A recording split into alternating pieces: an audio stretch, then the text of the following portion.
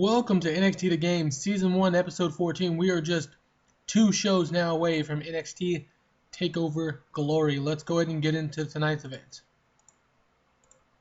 Alright, Renee Young, folks, welcome to NXT. Tonight, we have 5 huge matches. We have Ty Dillinger taking on Mojo Rawley, Asuka taking on Shimmer's Portia Perez, Finn Balor taking on Rhino, Johnny Gargano getting his hands on the Brian Kendrick for the actions taken against him last week, and we have the Tag Team Champions Enzo and Cass teaming with the current #1 contender Baron Corbin to take on the current NXT Champion James Storm and the current NXT Champion Tag Team #1 contenders in Gable and Jordan.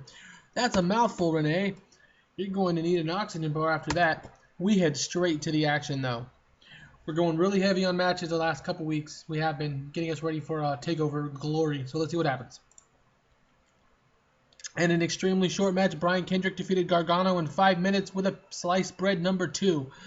This continues Brian Kendrick's win streak, which is now up to 3 since he made his first appearance here on NXT The Game. A music video is shown to promote Bayley. Just getting a little love for Bayley because I didn't have a lot going on with the women this week. The fans cheer now as Sami Zayn is shown on the ramp making his way to the ring. "I am so glad to be back," the fans chant Sami. "And I'm glad to hear everyone in the NXT universe is glad as well. Well, except 2 people.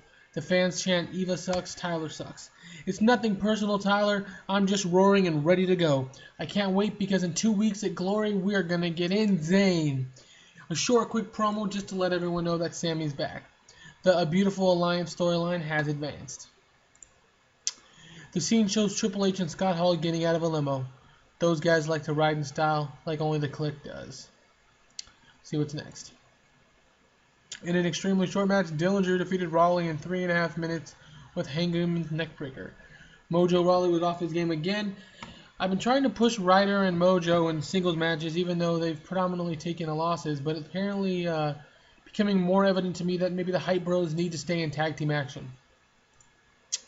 Alright, now Samoa Joe's on your TV sketch. Samoa Joe. So it seems Rhino wanted to fight, and that's fine, Rhino, because as you're well aware, Joe likes to fight as well. TakeOver Glory, you're going to get that fight. At TakeOver Glory, I'm going to make you my bitch. Samoa Joe smirks. "You see, if you ask, you shall receive." Regal didn't have to finish what he was thinking. Regal didn't even have to finish what he was talking about before I had taken the papers out of his hands and signed them. So in 2 weeks, it's on, Rhino. You're in for the fight of your life. Again, just like usual, building matches, making them seem important. Now we're backstage again with Hall and Triple H looking over the Glory card. So you see, that's how we decide how to structure the matches. "Chico, I'm not new," Hall tells H. "I mean, I learned you up real good. Our model's a bit different, Scott." "I feel you." And Waltman? "Working on it." The scene fades with the fans being confused at what the Waltman's reference could have meant. Clearly a reference to their buddy Shawn X-Pac Waltman, though, and the member of the Clique. So Triple H is bringing in a lot of his buddies and surrounding himself with guys that he feels comfortable with. You know, since he doesn't have Stephanie around him, he likes to, have the ego trip, if you will, on his back. And there's nothing that makes a person feel better than having his friends around him. The camera now finds Enzo and Cass and Carmella with the NXT Tag Team titles, and then shifts to find Baron Corbin as well. Corbin's beginning to talk. "Usually I'm a lone wolf. However, tonight, you see, I'm going to be teaming up with the NXT Tag Team Champs and Enzo and Cass. Tonight, we will tease those 3. Smirking is Baron Corbin. "If I dare steal a line, Buster's a lesson." Enzo quickly starts in. "My boy Baron is right because tonight those busters aren't going to know what hit them. At TakeOver Glory, the tag team titles are coming back with the hottest chick in the room, and the NXT Championship is going out into the woods because the lone wolf is the man and you can't teach that." Cassidy looking menacing as ever. Bada boom. The trio with Carmella walk out of the picture after having hyped their big main event match today. In an extremely short match, Asuka defeated Portia Perez in 4 minutes.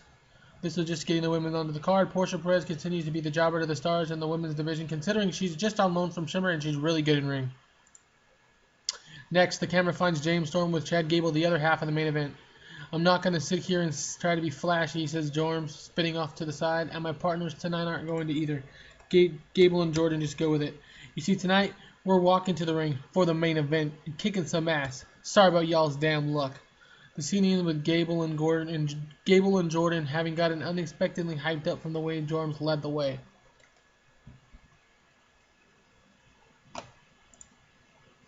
The camera finds Tyler Breeze and Eva Marie. Such BS. At TakeOver Glory, I have to go one-on-one with the returning red-headed stepchild Sami Zayn. Just another example, Tyler, of everyone bullying us. Bullying the pretty, bullying the gorgeous. Eva runs her hands down Tyler's lower abdomen. Quite frankly, that's harassment. Tyler nods.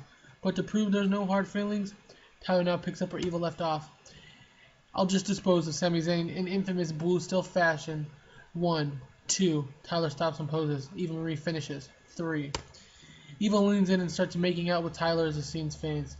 Loving Tyler and Eva together. I really think they could be great together. I guess WWE is doing it now with Summer Rae and Tyler, but would have liked to see Eva in that role considering she can't really wrestle that well. Now in a good match that had some action, in a good match that had some good action but not much with heat, Rhino defeated Finn Balor in 8:05 after a distraction by Drew McIntyre. Drew McIntyre is making all sorts of things difficult for Finn Balor. The camera now finds William Regal in the back. William Regal, yes, everything looks in order, says Regal. Regal, unknowing the cameras behind him, begins to look through some papers in his office and slides open the cabinet drawer. As he pulls the cabinet, the shelf comes squarely off. He shakes his head at the poor craftsmanship. Regal picks up the drawer and slides it back into gears, but he sees a file that's been stuck / lost. Upon grabbing it, an unsure look comes across his face as the camera catches just the corner of the file in question, but the file in question reads, secondary title markup images. What could this mean?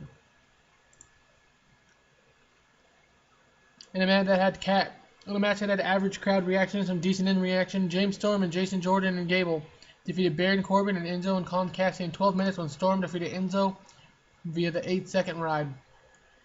Again, Enzo and Carmelo are just not clicking whatsoever. If anybody who watches this video has any idea how to get them to click, I would really like them to click, and I would actually go into the editor for once and fix that shit. Because I'm tired of them not clicking. They need to be clicking. Announcing quality was good. Storylines have advanced.